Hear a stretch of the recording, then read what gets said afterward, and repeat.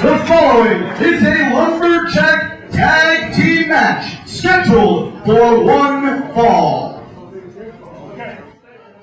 And here we go, rolling the moment we've all been waiting for, the Lumberjack match between Late Night Primetime and the Reno SCUM. This should be an interesting match. You know, Lumberjack rules are sometimes tough on a singles wrestler, but even tougher on a tag team. And here comes our first team, led to the ring by Marcus Mack, Late Night Primetime, Rick Luxury, and MPT. I don't know how much experience any of the four participants have in Lumberjack matches, but you know, the object of a Lumberjack match is basically to keep the wrestlers on the inside of the ring, and because I think in the past MPT and Rick Luxury have done a lot of running, and so but sometimes the Lumberjacks don't just throw them back in the ring. Sometimes they punish the wrestlers and then throw them back. That's right, Roland. And as you pointed out a few weeks ago, the Reno SCUM were so close to a victory, but Marcus Mack led Late Night Primetime out of the ring, causing themselves to get counted out. They did not let the Reno SCUM get that 1-2-3, and as we've seen in recent weeks, Late Night Primetime has seemed to have the edge on the Reno SCUM. MPT super kicking Luster the Legend seconds before he was about to hit the big finish on Rick Luxury. That's right, and that's why we have the Lumberjack match. So it should be an interesting match tonight.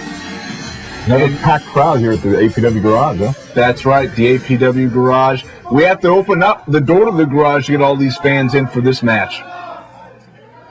And here we go with the second team in this contest. Big favorites here at the APW Garage, the Reno SCUM. This should be a very good match. You know, it'll be interesting to see if Reno SCUM's by themselves or if they're bringing some other members of the Reno SCUM, because somebody's got to keep an eye on Marcus Mack. Well, that's a good point there, Roland. But with these Lumberjacks alongside the ring, you can maybe hope that they'll be a little bit able of an equalizer to Marcus Mack in that briefcase that he carries. And here's Luster the Legend and Adam Thornstowe looking very confident heading into this match. They're by themselves, but I'm sure they've already talked about Marcus Mack in the locker room, and I'm sure that's part of their strategy, you know, dealing with him. Now let's look alongside this ring, Roland. You see Dennis DeMarco, Mr. Wrestling number 4, alongside the ring. I saw Larry Blackwell there, another shot. Yeah, they're all kneeling down so that the fans can see the match.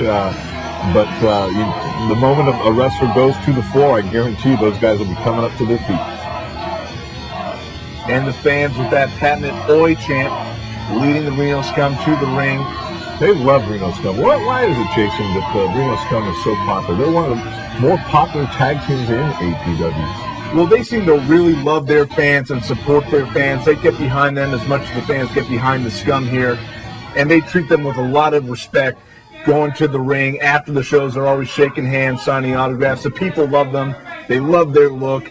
Not so much for Late Night Primetime. They really turn their nose up to the fans here at the APW Garage. I think they love the look because they're closer to down the earth, being, you know, like just like the wrestling fans. The fans probably feel like they're one of them, you know. And with Primetime, you know, you got a little Derek Sanders over there. You know, Derek Sanders, big ego. Well, don't you think that Rick Luxury doesn't have an ego? Don't you think MPT doesn't have an ego?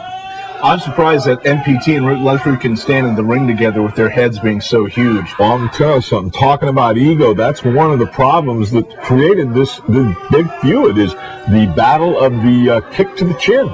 That's right. MPT couldn't stand the fact that Adam Thornstowe was moments away from being the APW Universal Champion, and he super kicked him out of his shoes when MPT was a special guest referee in that match between Adam and Dylan Drake. I'd have loved to be a fly on Marcus Mack's meat coat to see what kind of last-second instructions he's given these two. What the heck does he know about wrestling?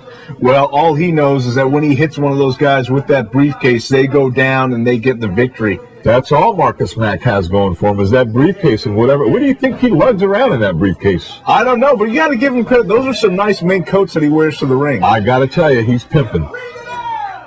And Sparky Ballard will be overseeing the action here. Now, this is a little bit of a different strategy, a lot different than I was expecting, Jason. You know, I was expecting Adam Thornstowe to start this match.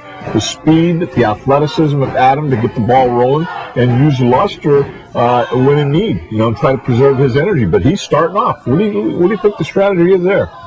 Well, Roland, That's a very good point, especially with NPT starting things off for late night primetime. You would think that Adam would want to get his hands on NPT, but give it to the big man to start it off and inflict some punishment. Luster, the biggest man in this competition right now, and he also has a big axe to grind with NPT, costing that victory in the street fight against Rick Luxury. Well, I think if Adam had started the match off anyway, I don't think you'd see NPT in the ring. I think you'd see Rick Luxury in the ring. So, throws him off. Look at that brute strength. Luster the legend. This guy, he's a legend in the ring, out of the ring. I saw him at a Halloween party one night, and I could have swore he was the legend at that party. Hard to miss him with that mohawk. No, he's got those mutton chops also. Presses, look at that press slam. Oh, my God. Oh, NPT getting out of the way. He goes outside the ring. They better get him back in. They got to get him back in. That's why they're out there. Who's that? Dalton Frost, Steve Stamp. They're not doing anything to get him back in. They should be getting him back in the ring. Frost and Steve Stamp scared away Mr. Wrestling 4 there. That's not a good sight. Luster really torquing the arm there. Oh, Adam gets a tag in. NPT. Don't think he wants that much of Adam Thornstowe right now. Oh, nice shot from the midsection. Adam up and over. Oh, nice drop kick. Send him out to the floor. Explosion on that drop kick. Get him back in the ring. That's how you're supposed to do it. Nice flying arm drag. And Adam torquing the arm of NPT. Really bending that elbow right now. Sparky Ballard right on top of the action. Roland, this match has been building up for months between these two teams. Man, I'm telling you, they got this whole building vibrating right now. There's so much excitement in the air. The big man up top. Oh, he comes down on the arm of NPT.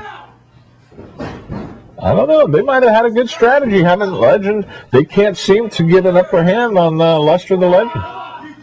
NPT reaching for the ropes, but Luster having none of it. Mr. Primetime back up to his feet. Oh, rakes the eyes of Luster. Off the ropes. Oh, Luster hits him with the clothesline. Big clothesline there. Thornstowe with the tag. NPT not wanting any of this. He's unable to get to Rick Luxury and make that tag to come in. Trying to scramble over to the corner. You can't make it. Thornstowe cuts him off. I'll tell you what, Sparky Ballard's got a tough job refereeing this match. Thornstowe looking for the cover. So far, for the most part, it looks like the wrestlers have kept it in the ring. I don't think any of them want to deal with the Lumberjacks, Jason. What do you think? Oh, absolutely not. There aren't any friends outside on the floor in a Lumberjack match. That's right. There are not.